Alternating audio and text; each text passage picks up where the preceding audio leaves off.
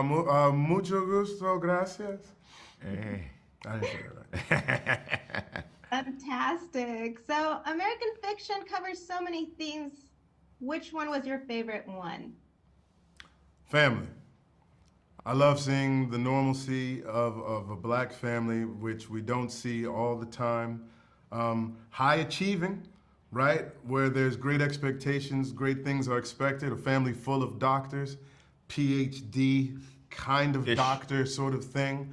But like they're high achieving, but they're still messy. An absolute mess. And trying to figure things out like any other family. So I think it is the mundanity that is universal to all families that allowed us the greatest excitement because we happen to be black, you know?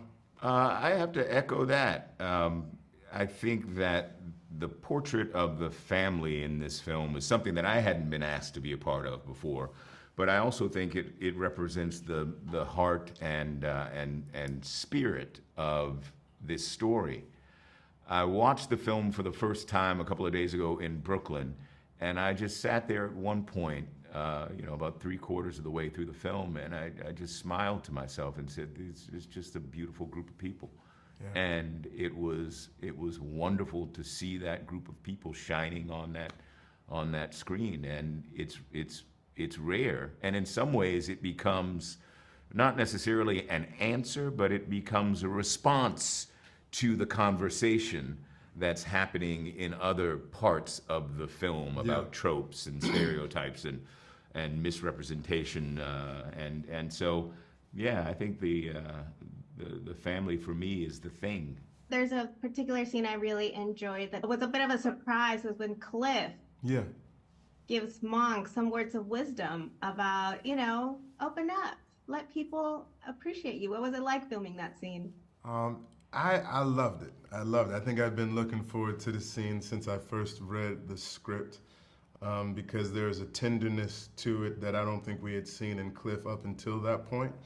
And there was an opportunity for him to be of service because I think he's fairly self-serving throughout most of the film and is doing things that make him feel good.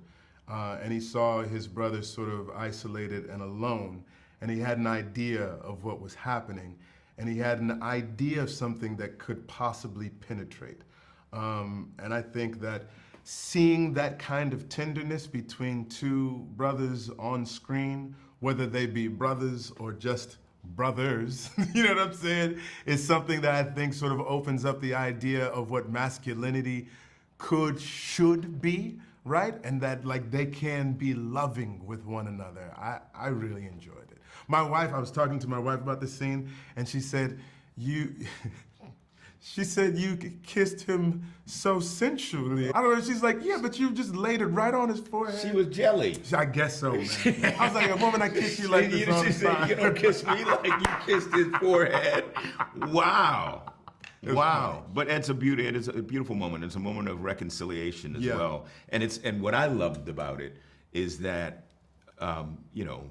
2-3 scenes before, it's completely unexpected. Right.